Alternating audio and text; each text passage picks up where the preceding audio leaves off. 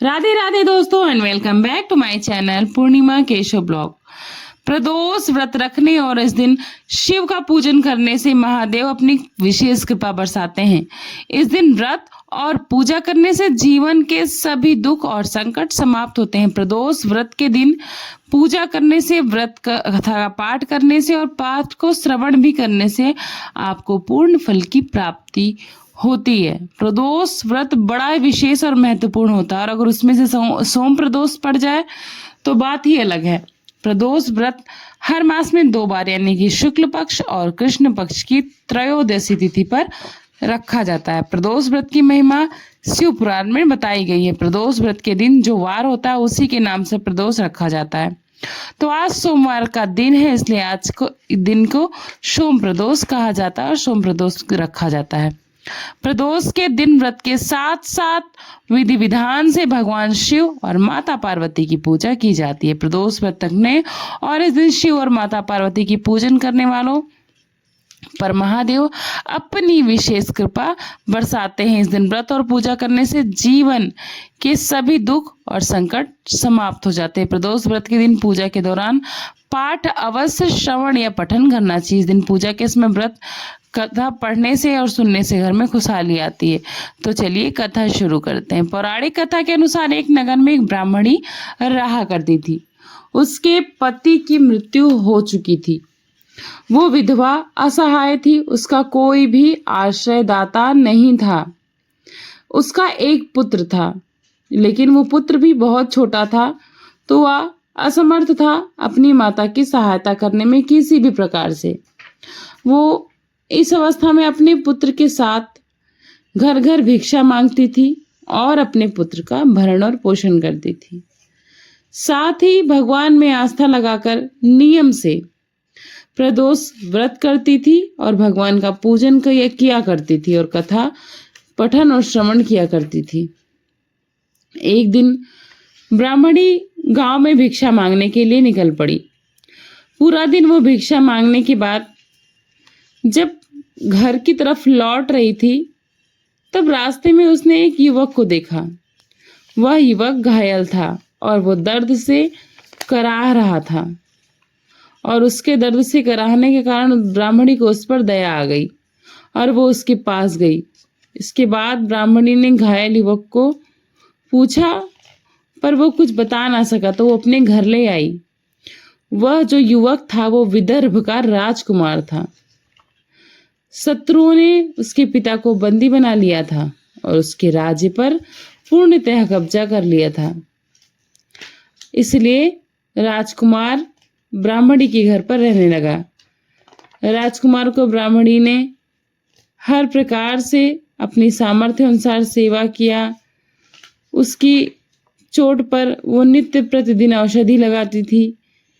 एक दिन अंशुमति नामक एक गंधर्व कन्या राजकुमार को देखकर उस पर मोहित हो गई।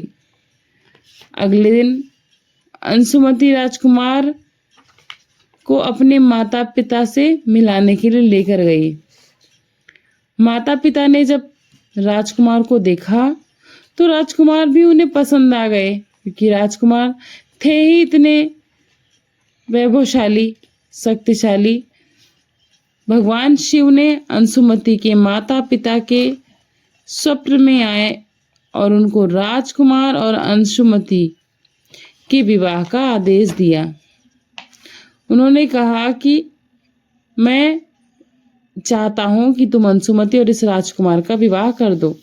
इसके बाद अंशुमति और राजकुमार का विवाह पूरे विधि विधान से, पूरे धूमधाम से करा दिया गया। एक दिन गंधर्व सेना की सहायता से राजकुमार ने विदर्भ और अपने शत्रुओं पर विजय हासिल कर ली और अपने राज्य को पुनः वापस ले लिया और अपने पिता को भी बंदी गृह से स्वतंत्र करा दिया और अपने पिता का राज पाकर वापस बहुत ही प्रसन्न हुआ और खुशी से रहने लगा और अपने घर अंशुमति को लेकर गया अपने राजमहल में और पूर्ण सत्कार भाव से उसकी प्रजा और वो अंशुमति को रानी के रूप में स्वीकार कर लिए। राजकुमार ने ब्राह्मणी के पुत्र को अपना प्रधानमंत्री नियुक्त किया।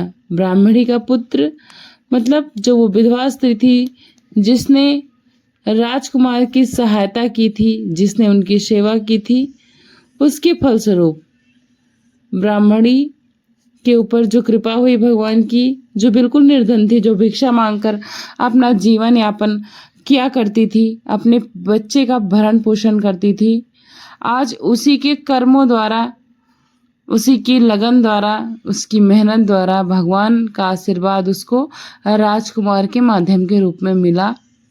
और राजकुमार भी एक माध्यम था परीक्षा लेने का, जिसमें कि ब्राह्मणी उत्तीर्ण हुई। कितने अभाव में भी उसने मानवता का साथ नहीं छोड़ा, उस राजकुमार की सेवा की, उसको औषधि लगाई, उसको भोजन पान कराया।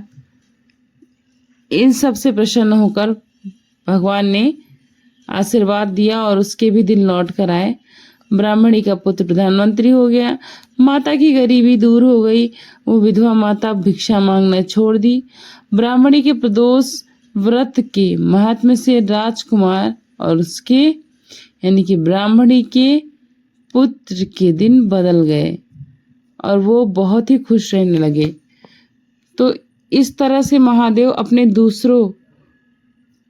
और दूसरे भक्तों के दिन बदल दिया करते हैं, बस आस्था सही होनी चाहिए। बहुत सारे लोग आश्चर्यचकित हो गए कि यह कैसे संपन्न हुआ, ये जो गरीब ब्राह्मणी घर घर भिक्षा मांगा करती थी, आज ये महलों में कैसे रह रही है। सबने पूछा। इस प्रकार ब्राह्मणी ने सारी कथा कह सुनाई कि मैं इस व्रत को किया करती थी, नियम से किया करती थी और अपने कर्म को मैंने नहीं छोड़ा। तो कलयुग में आस्था बहुत जरूरी है, भगवान पर विश्वास बहुत जरूरी है, नियम बहुत जरूरी है, लेकिन साथ में कर्म प्रधानता भी बहुत जरूरी है। उस ब्राह्मणी ने विधवा होकर भी, स्त्री होकर भी और एक बच्चे की माँ होकर भी अपना कर्म नहीं छोड़ा। इस प्रकार हम सबको अपना कर्म करते हुए भगवान में आस्था लगाए रखनी है। तो जिस प्रकार ब्राह्मणी का दिन बदल गया भगवान के द्वारा दिए गए आशीर्वाद से, उसी प्रकार हम सबका दिन बदलेगा।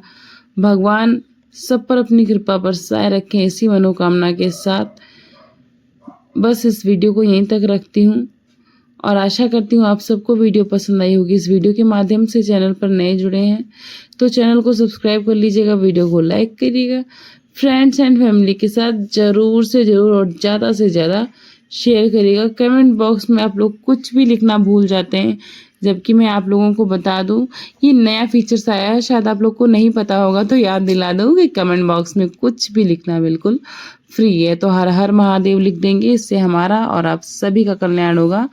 और इस वीडियो को ज़्यादा से ज़्यादा शेयर करिए फ्रेंड्स एंड फैमिली के साथ, क्योंकि भक्ति दान महादान होता है।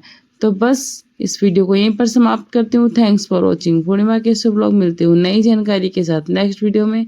तब तक के लिए बाय बाय, प्रणाम, राधे राधे।